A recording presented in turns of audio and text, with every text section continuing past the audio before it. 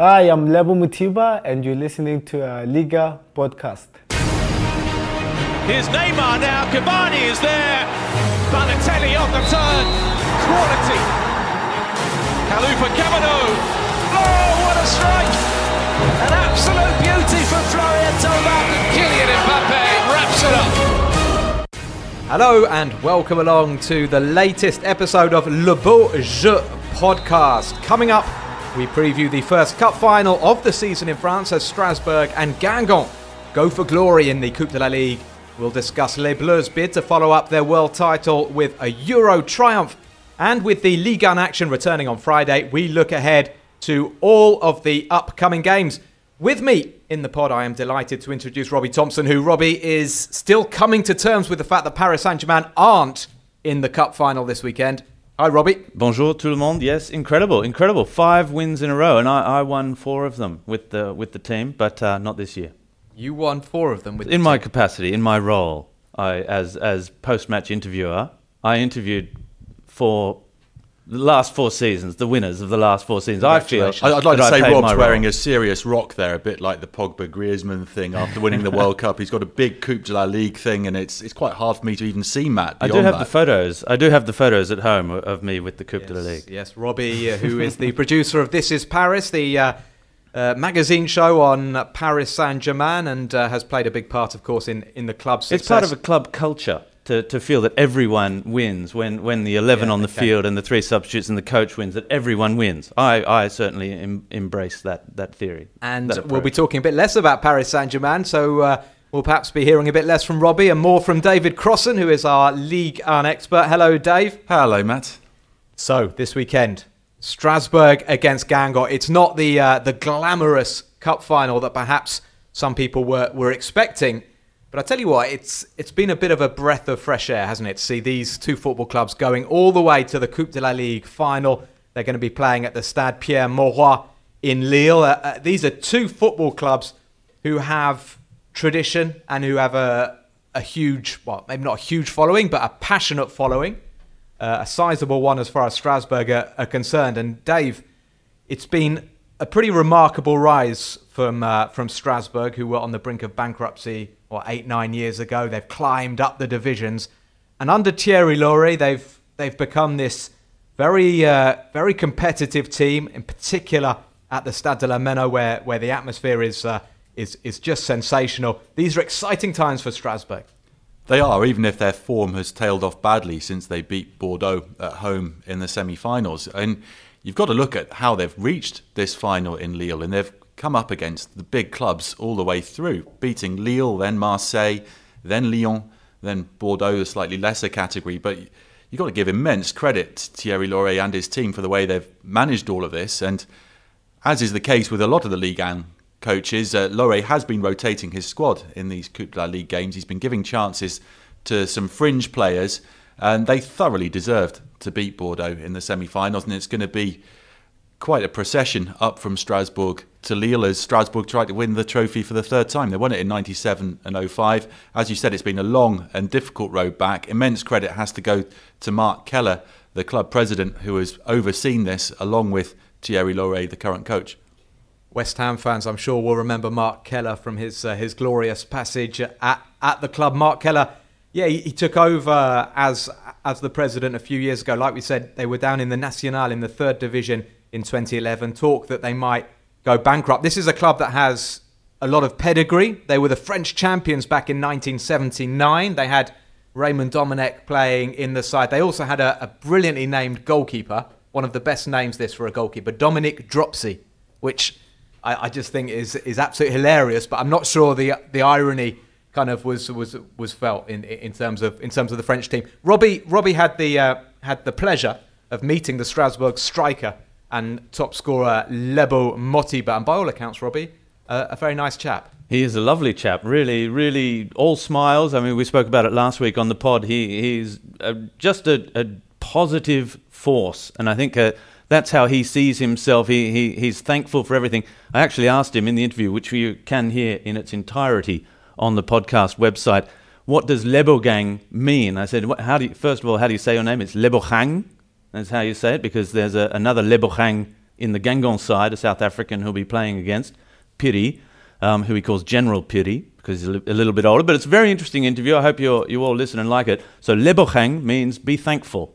And so when you're thankful for the birth of your son and you hope he goes on to do fantastic things, so Lebogang Motiba is a very gentle, hard-working, humble and positive person. Fantastic. Well, he's doing well, Lebogang Motiba, his first season at Strasbourg. Funnily enough, he joined them last summer from Lille, so he's going to be going back to his old stadium to play this cup final. He scored 2 goals in the semi-final against Bordeaux to fire them through. He's got 9 goals in the league, and he talked to us a little bit about this amazing sequence, this amazing phase of Strasbourg's history, and the fact that they are just going up and up at the moment.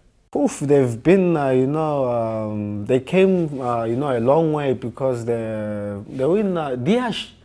Diash, from Diash they went Cefa, and after they went National, and that's why it's very special, to win that game against Bordeaux. It was very special. I could see in their eyes, the coach and the staff, the owner, the way they were very happy, and also me, I was, very happy, because this thing is something that happens once in a lifetime. So it's very special, and I'm very excited. Well, we're going to have a bit of a South African accent to today's pod, because not only are we hearing from Lebogang Motiba, we're also going to hear from Lebogang Piri, who plays for Gangon. So there's going to be an interesting duel between 2 mates. We'll hear from Piri a bit later, but just to continue a bit on the Strasbourg theme, Dave, they've got an interesting squad, haven't they? And when I say interesting, they've got some players who've been there from the 3rd division. They've brought in some players from the 2nd division as well. I'm thinking about Ibrahima Sissoko, who's been superb in the midfield, but also some experienced foreign players. Matt Selt, who I'm sure is dear to your heart, Dave, from his time at Newcastle, and Mitrovic as well, Stefan Mitrovic, the centre back, and it's just gelled nicely, hasn't it, this season? Yeah, really clever signing, Mitrovic. Also getting in Lamine Kone from Sunderland to replace, numerically and on the pitch, in the same position, Bakary Kone, who was on loan there last year. So that the recruitment's been good. They've got energy in the team, and as you said, Matt, there is that spirit of these players, a lot of them local lads who have come up through the divisions again. Dimitri Leonard is one of my favourites, lovely left foot. He doesn't play quite so much this season. Jeremy Grimm, currently injured, another big fans' favourite. But the players who are making the difference in an attacking sense are the likes of Motiba and the wing-back Kenny Lala. The system is ideal for Kenny Lala. He's in his late 20s now, but there is a big chance that he'll move on to a massive club in the summer. And Dave, I just want to ask you, because I know you follow Newcastle and their signings very closely. Just before I ask you about the goalkeeper, Lamine Kone, by the way, the centre-back, he's bounced back from a disappointing spell on Netflix, because he didn't last long, did he, in the Sunderland documentary? He was there at the beginning. We just see him in passing, don't we? I recognise him. Although probably it's quite hard to miss. Wabi Kazri as well. Given the way that season went, he probably did well to get out of the Netflix show quite early. But Matt Selt, he's a Belgian goalkeeper, big commanding goalkeeper who had a fleeting spell at Newcastle, but he has been really impressive. People are talking about him as one of the best 2 or 3 goalkeepers in Ligue 1 this season. He's been very, very good. He wasn't good at Newcastle. You know, and regular podcast listeners will know I hesitate to use the term Newcastle reject to describe players. There are a few of them around in Ligue 1, and Sels is one of them. He was on the backup list for Belgium's World Cup squad, didn't quite make it. But though he's been excellent for Strasbourg, and having someone with that calm authority in goal, Strasbourg managing to sign a player from the Premier League is a coup for a club of Strasbourg's current stature, because of the differences in wages between the Premier League and the French League. And having that spine of the team, when you see Sels, Kone and Mitrovic, and Sels and Mitrovic know each other from having played together at Ghent before, that does inspire confidence, and you can really build around that. They're the first choice centre-back pairing, Mitrovic and Kone.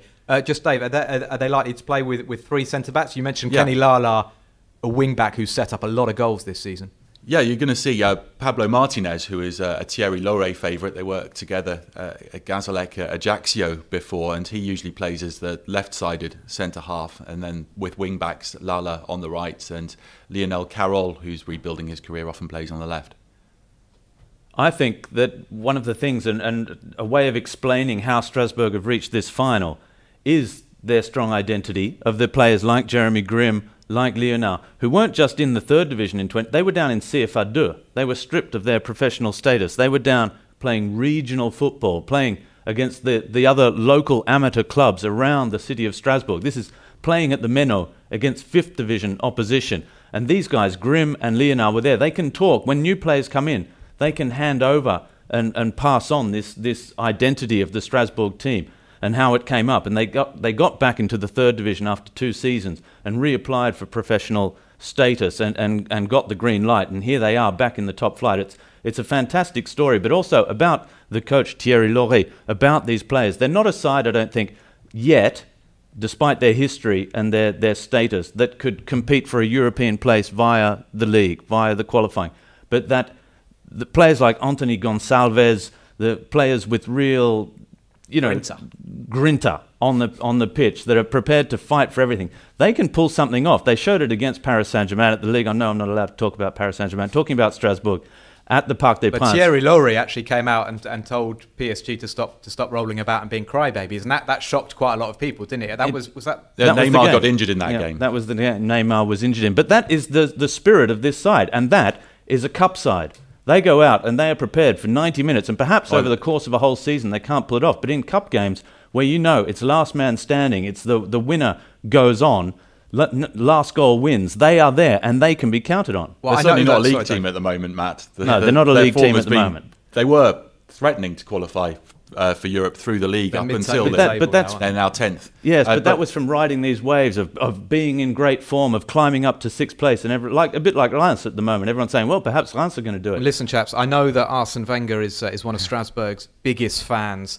former Strasbourg player, and I also know that he's a fan of Thierry Loret. He's really impressed with what Thierry Loret is doing, as is Lebohang Motiba. Let's hear what Strasbourg's striker has to say about the coach. Hey, he's a very good coach. I like him. He's the coach that he's the coach that always wants the players to give 100%. Wants players to do their best, and that's why he liked me, because I'm the player that always give 100% on the field. I'm always running and giving everything to the team. That's why he liked me, and he made me come to Strasbourg, and I like him very much. Even when he shouts at you, don't think that he doesn't like you or something. No, because he sees the best in you, and he wants you to to reach that level. And I like him. I like him too much. I just laugh when I think about him. Yeah, excellent to hear from Motiba there. And I think what's good for Strasbourg fans, what can fill them with optimism ahead of the game on Saturday, is that he's back in form. He got that double against Bordeaux, but then had a goal drought, managed to get a goal against Nîmes just before the international break. And then on Sunday, he helped the Bafana qualify for the Africa Cup of Nations, which is going to be held in Egypt this summer. He had an assist in that game and by all accounts played really well. So good news for Motiba. Because they also have Ludovic Ajorc, who's been weighing in with some important goals. But I think it'll either be Motiba and Ajorc, and it looks like Motiba is the first choice, and Ajorc will perhaps come off the bench. I think they're both big, strong strikers, aren't they? That can both play back to goal, can both try and hold the ball up a little bit, which I think is something that Thierry Loret wants. He's got the Nuno da Costas who can get in behind and the pacey wing backs, and Gonçalves who pushes up on the right hand side. But he wants that fixed point in that number 9 position, who's good in the air, strong, runs in behind and can also hold up the ball. Lebo Motiba, one thing that I like about him, and there's lots of things to like about him, but if you watch the goals he scored this season, he's an expert of the dink finish. When he's racing through on goal, the keeper comes running out. And that is, I grew up loving I have to admit this, loving that Liverpool team in the 1980s and early 90s, and watching Peter Beardsley and Ray Houghton, who would just always just float the ball over the keeper. I didn't know how they did it.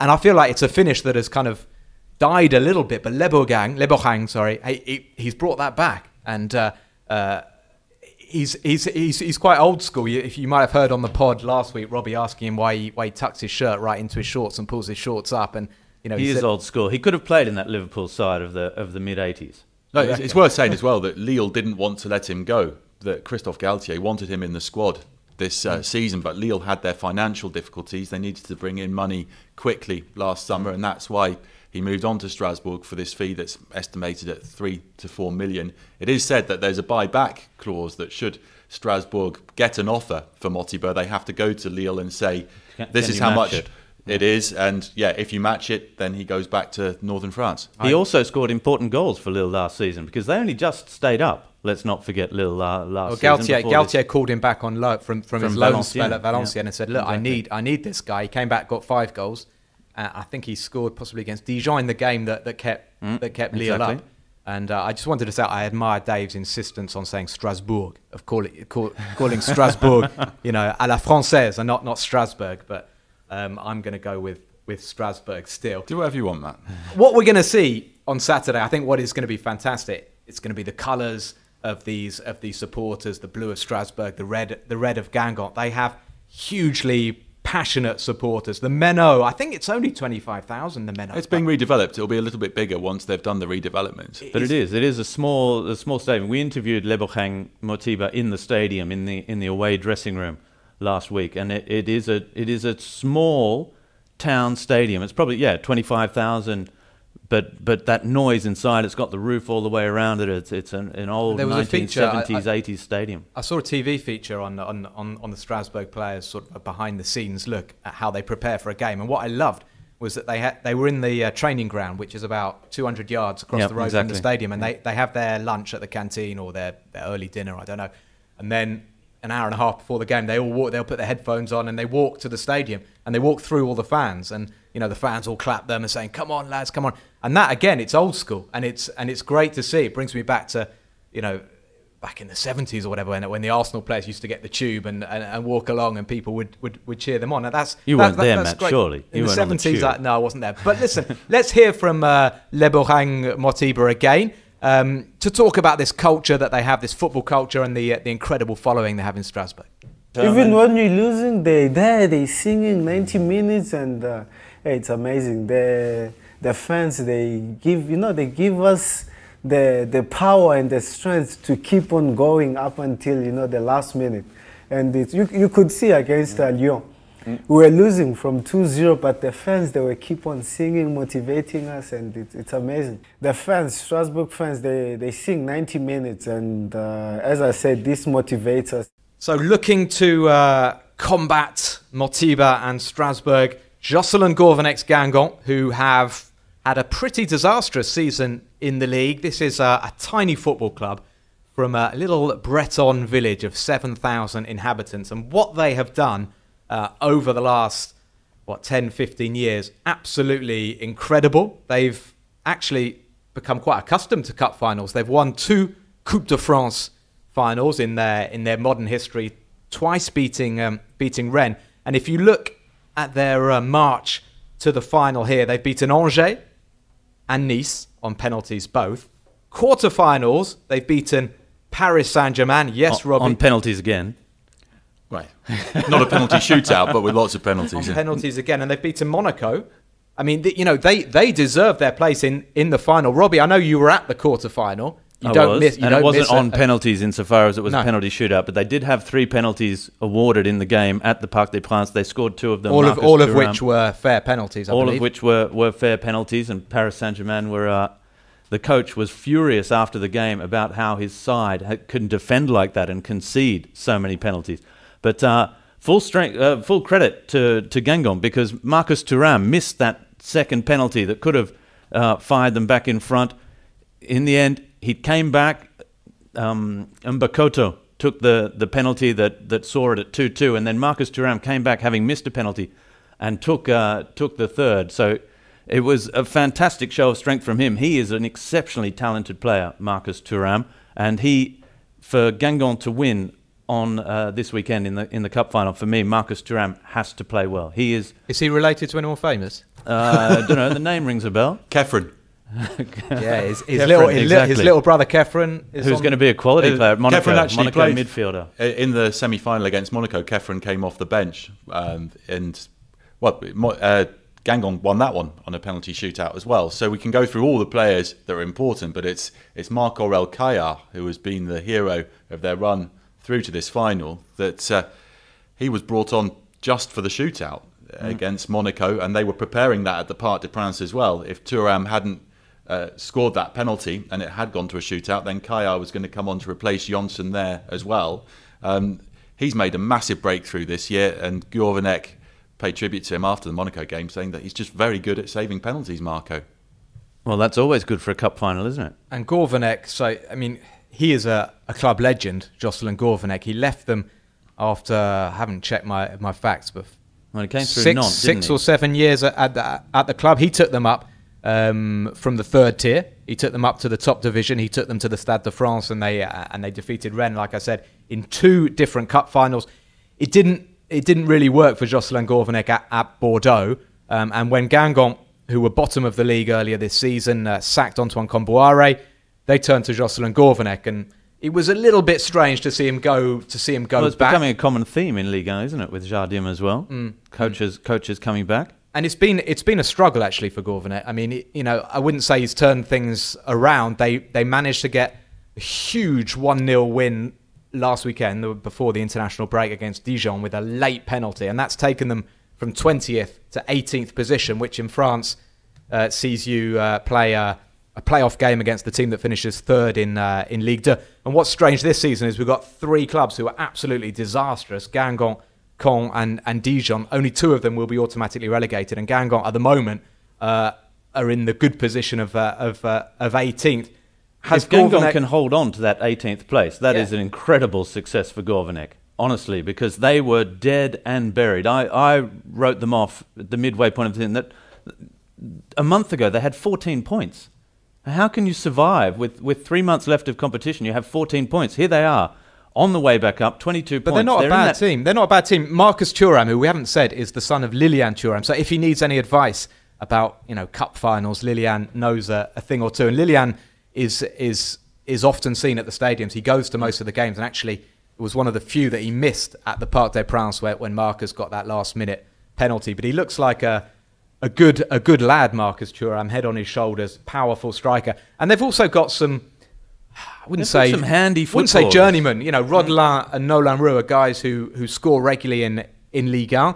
We've seen Ludovic Blas, who scored the penalty in the last game, is a good young player. Nicolas Benazet is a solid number 10 at Ligue 1 level. He's technically proficient player, maybe lacks a bit of pace, but I think he's got good vision, a good footballer. And they have a lad called Lebohang Piri, who is an all-action South African midfielder who has really started to impose himself in the last few months. It's been a difficult season, obviously, for Guingamp, but they're on the up. They've got a cup final to look forward to, and Piri is enjoying himself. It's really tough, but at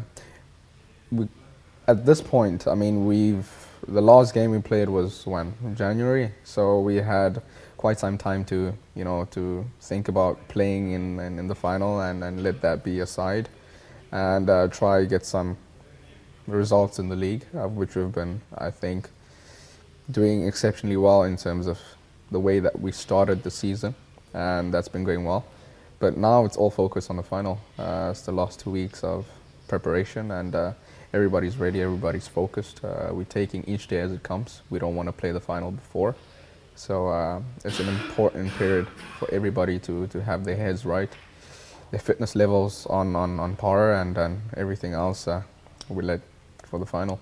Well, I've commentated Guingamp a fair bit this season in Ligue 1, and Lebohang Piri has been quite impressive. He's one of those players that you don't necessarily see a lot of on the highlights reel, or you hardly see at all, because he doesn't score goals. He doesn't get forward, but he just sits in front of the defence. He knocks the ball around. He distributes. He doesn't yet perhaps set the tempo of a match, which is what you want from a really top quality number 6. But he gets on the football a lot. He's a neat and tidy little footballer, and I've been impressed. I think he's a player that probably, because he's had a few niggling injuries throughout this season. He's had hamstring problems. He's had knee problems that have kept him out for a couple of months here and there. And if he'd been regular at the place of, say, someone like Luca Do, who's more of a box-to-boxer, if you can get Piri sitting in front of the defence, it remains, perhaps in France, more than other countries, other leagues around Europe, a very important position, that number 6 role, where you just sit in front of the defence, distribute possession, get on the ball a lot, and you're there to help contain opposition counter-attacks. He's a bit N'Golo Kante-esque, isn't he? In that he's a sitter, but he can also break forward and burst through challenges and launch counter-attacks. He is, but he really does have that discipline this season, I think, which has impressed Gourvenec, because by all accounts, Gourvenec told him at the start of the season, look, I'm not counting on you. Or when he came back, look, I'm not counting on you at the moment for Ligue 1 football. And I think it's probably about his athleticness or lack thereof. He's a small little player. He's lightweight. But I think he's proven to Gourvenec that he deserves his place in this side, and he's playing now. In terms of claims to fame, we've got, obviously, Marcus Thuram has got a famous dad. Ludovic Blas, who is a very neat technical midfielder, he has the claim to fame that he was, for many years, Kylian Mbappe's roommate when they were coming up through the ranks with the French youth teams. I think they won the under-17 Euros. And they won the under-19s. There was that 19s? three-man strike force of Mbappe, Jean-Kevin Augustin and Blas. And I was so excited about watching Blas play in Ligue 1 off the back of that. And he's not quite come on the way that everyone would have hoped, I don't think.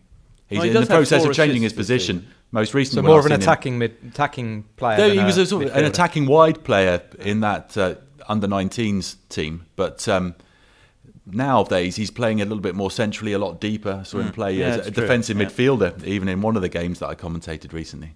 What I love about Guingamp, I've been a few times. I've seen a few matches at the Rougarou that they all say proudly is an English-style stadium. It's a small, compact, 20,000-seat stadium, which is pretty big for a village of 7,000.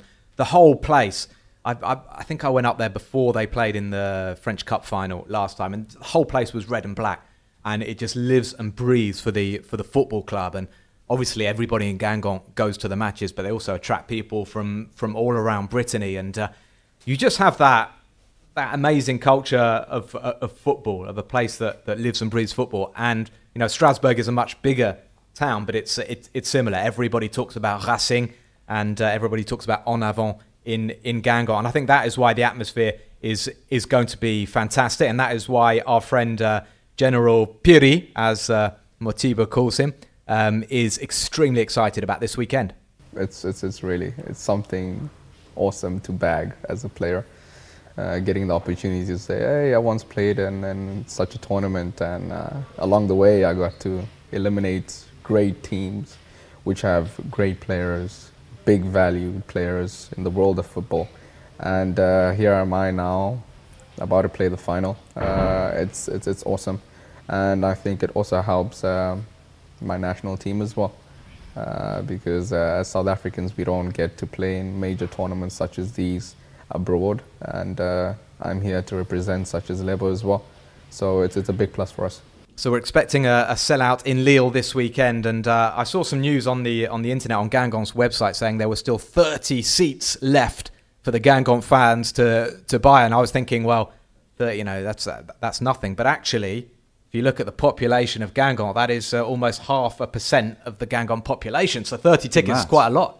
Yeah, they're a proud provincial club, Mats, and they unveiled their official club tractor towards the end of February. I'm not sure if everyone listening to us is aware of that. So they could have come on the tractor, those 30 perhaps, if they packed together.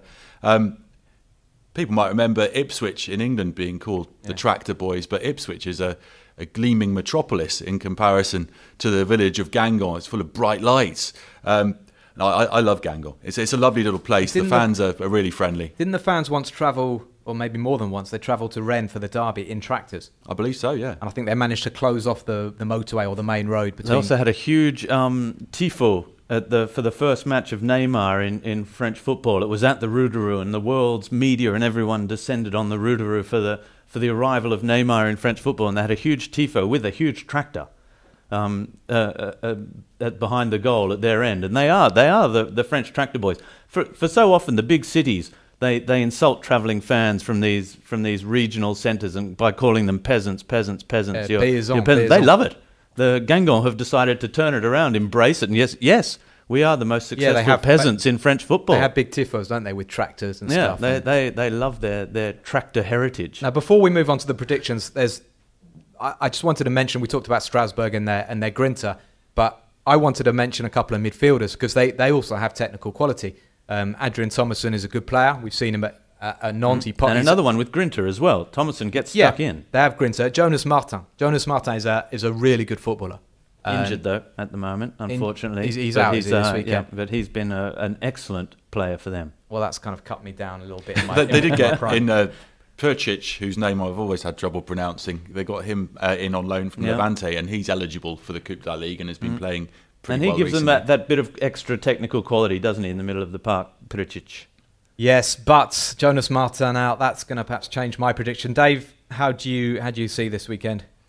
I think the fact that Gourvenec coached Guingamp to the Coupe de France in 2014 might play a role at the weekend. Lore is an emotional coach. I'm full of admiration for what he's achieved, but I feel that Strasbourg, they're not used to this sort of occasion. Guingamp do have some players who have seen it before, like Christophe Kerbrat, the veteran defender, and I think Guingamp might just edge it, particularly if it goes to a shootout. I don't like predicting results. I'm hopeless at it, and I have tried to do it officially and always lose half my wages. Look, either side can win it. They're both there. Neither side was expected to make it there. Both sides are going to give it everything. Let's hope that it's a great match of football. But honestly, I can't pick a winner. You cannot pick a winner in this one. You've got to go. Guingamp or Strasbourg? Dave went Guingamp. I'll go Strasbourg. Matt, you decide. I'll go. You're calling them Strasbourg as well. Okay. I'll go Strasbourg. I'll go Strasbourg because I think they're a better team. I think on paper I like the look of Guingamp, but when you say, Robbie, that Gourvenec's done a good job because he's got them up to 18th, maybe, but I just think actually they've got better players than Caen and Dijon. They should be getting better results. And that suggests confidence is everything. That and when you're down in the dumps. Well, he's made them hard to beat. The last 5 games that Guingamp have played have all finished 0-0 or 1-0 either way. So that's something he's been working on. And if that carries on through to the end of the season, they're going to pick up a few more points. But this cup game is not the priority for Guingamp. The priority for Guingamp, it will be this week. It is the priority this week, absolutely, to win this cup. But more important to Guingamp this year, unfortunately, is to survive in the top flight. And that may just play against them. I think the extra quality is on Strasbourg's team. And Lebo Motiba, I love his happy-go-lucky style. And I can see him dinking one over. Is it Kaya? You see he's doing his generator goal celebration. And his generator goal celebration. With the screwing in the light bulb and then starting the generator. Listen for that one. We talk about him being old school. I mean, in terms of celebrations, these days you've got, fortnight celebrations and stuff. Lebo Motiba, when he scores, he explained to Robbie, he pulls the string. We thought it was a lawnmower, but it's a generator. He screws in the light bulb and he lights up his team. And he gives his team the electricity to go on and win football matches. There's a serious point to that with electricity shortages and blackouts being a regular feature in South Africa. So we can make light of it, but it's quite an important thing. Yes, it is. Sorry to interject like that on a humorous podcast. It's a good point, and fair play for Lebo Motiba representing his country so positively and so well in France. Now, other players have been lighting up the international scene this week. France back in action, and back in action with a bang, away to Moldova. Was it Friday night? A 4-1 victory in Moldova. Dave, I know you watched that. It was a bit of a sort of slow, stodgy start, and then some brilliance from Pogba and Griezmann. A 1-2, a little flip pass from Pogba, Griezmann hammered it home, and Les Bleus. I mean, it was a bit easy for them, wasn't it? In the end, Moldova's defence didn't resist too much. Right, that's what you've got to expect from these Euro 2020 qualifiers. I think Moldova ranks 170th in the world. The question was, how many would France win by? Yes, they defended diligently for 20 minutes, got men behind the ball, 2 lines, and then, that inspiration, the 1-2 with Pogba and Griezmann, and then the floodgates opened, and then in the second half, France took their foot off the pedal because they had another international to play 3 days later. And the only person who really looked like he wanted to score was Mbappe, who was getting frustrated, and he eventually got his goal. Yeah, I wanted to ask about Mbappe. He was one of only 2 Ligue 1 players starting that game. Levin Kurzawa, the other one, his PSG teammate, came in at left back. Lucas Hernandez out injured, and Luca Dean also pulled out, so Kurzawa played. Mbappe scored right at the end of the game after goals from Griezmann, Varane and Giroud. But there is a suggestion, Robbie, that he's not maybe frustrated, but he's not being best utilised on the right-hand side. France's play often comes up the left, and it's often Griezmann and Giroud exchanging passes. Do you see his, maybe not his long-term future, but up until Euro 2020, him playing on the right wing for France? He is just 20 years of age. He will play at least for the next 4 years wherever the coach tells him to play, without carrying on and without showing signs of frustration. I don't think that's what Kylian's frustration is at the moment. His frustration, if he shows it after a missed chance or when the ball doesn't arrive, is just because he wants to score. He wants to make the most of every opportunity. He's there to score goals, and he knows that that's how he will write his legacy. I think he's trying to show, when these demonstrative shows of emotion and frustration are just his desire to win. I think he's a clever boy who knows how to control himself, what his body language should be on a football pitch. If he's doing this, it's not just pure frustration. It's a decision he's made. He wants to show people that he wants to score. He always wants to score for France. I don't think there's too much to read into that. This France squad, you've got players of quality in the attacking third of the field that are the envy of almost every other country in world football. And Mbappe is playing on the right-hand side. Honestly, it's not a problem. Can you understand French people looking at certain selections from Deschamps in terms of what they've done this season? Olivier Giroud has barely played in the Premier League for Chelsea. You've got other players like Kurt Zouma, who's getting in ahead of Clement Longley and Aymeric Laporte. And, you know, there clearly is a selection process in Deschamps' head whereby he's not picking players in terms of their club form. He's picking players in terms of the people that they are, in terms of what they've done in the past for the squad. But can you understand? I'll put this out to both of you, French people, thinking, hang on, we've got all these incredible players, and yet he is picking, up until recently, Adil Rami, who's been absolutely hopeless for Marseille this season. He's been picking... Well, he's not playing anymore for Marseille, is he? But, Matt, I think I understand the point of your question. Can we take it back to just before the World Cup? What was the feeling like about the France team before the World Cup? Well, I said they'd win the tournament. Sorry? I said they'd win the tournament. Well, but you're not a French fan. There they have was the quality in that but side, but the feeling that there was a lack of identity in the France squad, that they only just qualified. Dave, I'm talking about the French fans, the feeling in France. Is it not the case? It's irrelevant. Yes, but that is the feeling. People have to find something to talk about on these. I agree with you. Podcasts and TV chat shows, and Dave, you don't have to fill come. the newspapers. Okay.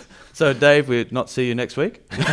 I'll come back. Look, you know. I agree with you entirely that those sort of things are irrelevant, but they are what generate all the talk, and they are what's in the papers. And all the French fans had their fandom was fueled by this idea that the team doesn't have any identity, that we've got all these quality players, that Pogba is not the king of midfield that we thought. Blaise Matuidi is going to be there again. Do we really think Blaise should be there?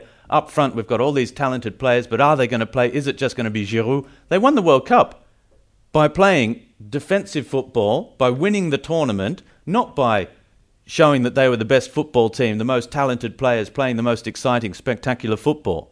But is it okay to carry on in these matches against? Well, it's okay Iceland, because they etc.? won. If they hadn't have won, these questions would still be going. And now, because they haven't qualified yet, we will have all these questions. We'll come back again. But that 4-1 win, but it was only against Moldova. Now we play Iceland. Iceland will be a lot better at defending. They'll be a lot more organised. It will be harder for France, but they will play this counter-attacking football. People will work out how to play this France side. That's how it works. Then you have to count on the individual quality of your Mbappes, of your Girouds to hold the ball up and to make space for other players, of your Pogbas coming through. And that is how you'll win these football matches. I'm going to defend Didier Deschamps, who I think came in for a lot of unfair criticism, even in the aftermath of But them that's winning my the World point, Cup, Dave. particularly in the English language media. in the English what language, more, in France, what more do you want a Euro, man to do? Portugal were really exactly. lucky to beat them in the Euro 2016 final. If Andre Pierre Gignac's shot goes in, then they're European and world champions. Exactly. And in relation to talking about fringe players, it always amuses me on these TV shows. You end up talking about the third choice goalkeeper, the second choice left back. How important are those people really to a squad? Are they going to win you a World Cup? No, they're not. It's just to fill time. And what Didier Deschamps has done so successfully with France is generate that club mentality that so many national coaches say that they're after. And how do you do that? You do it through loyalty. You do it through making sure that the players feel like they're treated as humans. And Deschamps has that touch. He's a tough but fair coach.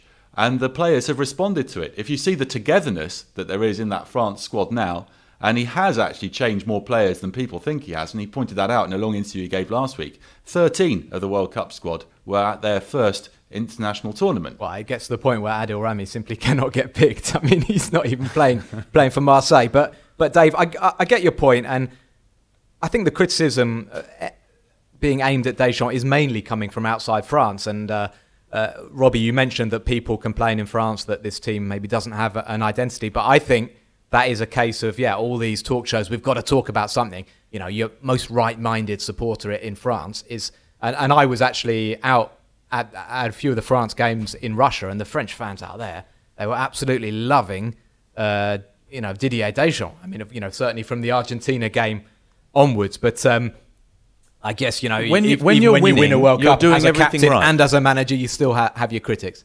Absolutely, but if you win it, as Dave said, look, you're there to do a job, you're there to win the World Cup, and they did. They did it in style. They were by far the best team at the World Cup. For me, there was, even if certain decisions in the final against Croatia were a little controversial, France were the best team at the World Cup. They scored 4 goals in the final. They won the World Cup by scoring goals, plenty of it. It wasn't a defensive display, but their mentality, as you say, Matt, was one of a club of tight-knit. That's how you win these football matches, and it doesn't necessarily work with every national team. We saw Germany, perhaps, who were, for me, were equally a sensationally talented side that could have gone all the way. Brazil, that could have gone all the way, but perhaps they didn't have what Deschamps was able to put in this side, this club mentality, and that's what makes the difference. Right, a couple of quick-fire questions for you now. Olivier Giroud talking about his future at the moment. He wants to be an important part of a team. He's angling for a move, perhaps back to Ligue 1.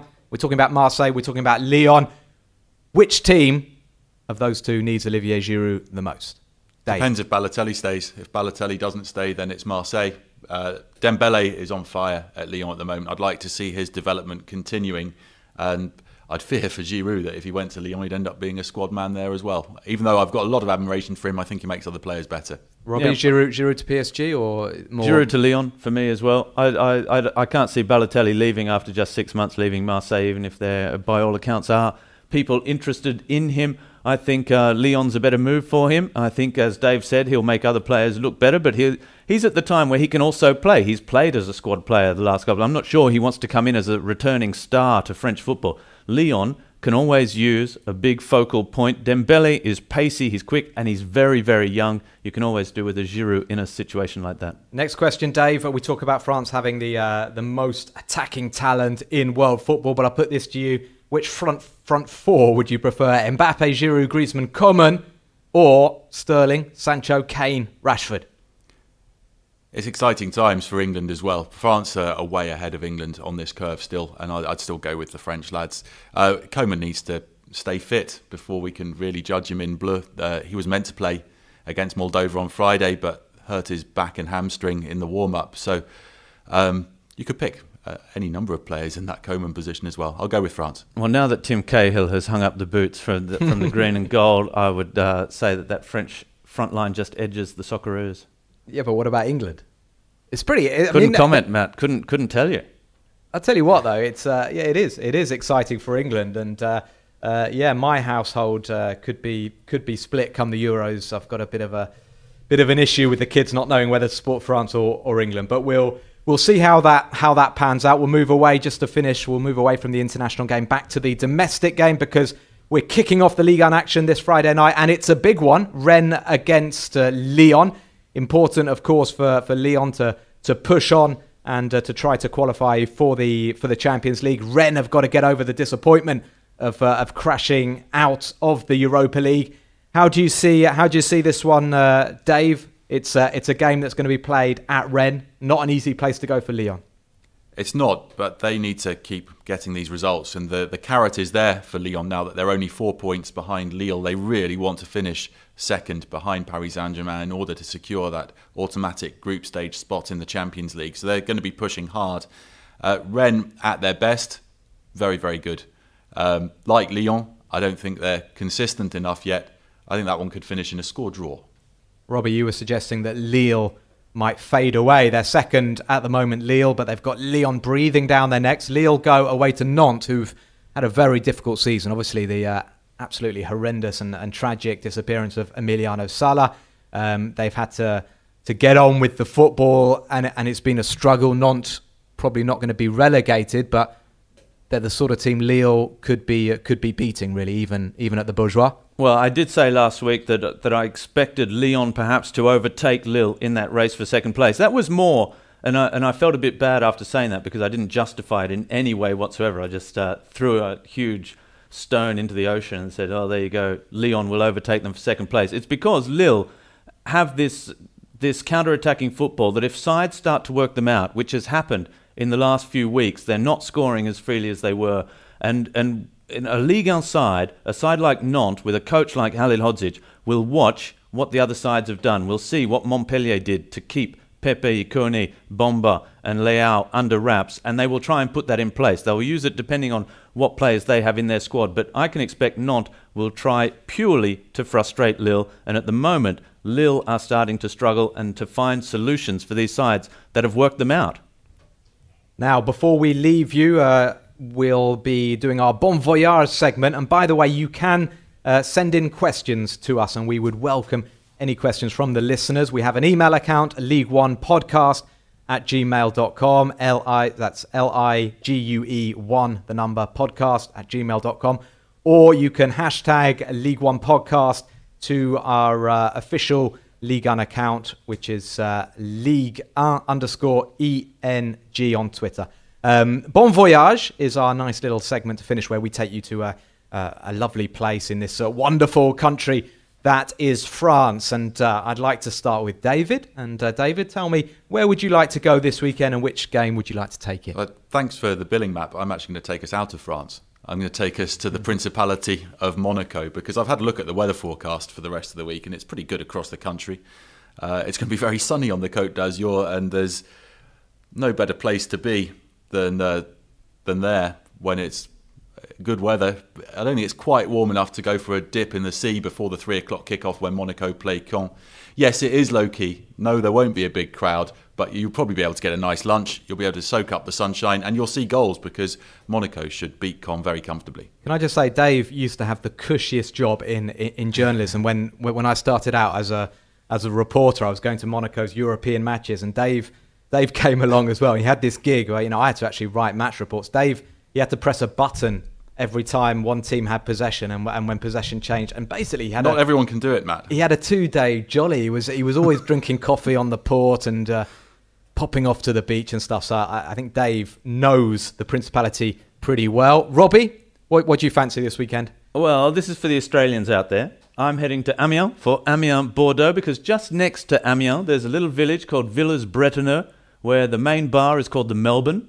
We have the streets are Sydney, Melbourne. There's the Victoria Bar as well. The local school has a huge museum and tribute to Australia, and it's because Australian soldiers there during World War II helped protect the village of Villers-Bretonneux. It's like a little Australia away from home. So any Australians here that are looking to catch a little Ligue 1 football, head to Amiens Bordeaux, and after kickoff or before in the morning, head out to Villers-Bretonneux and have a look around.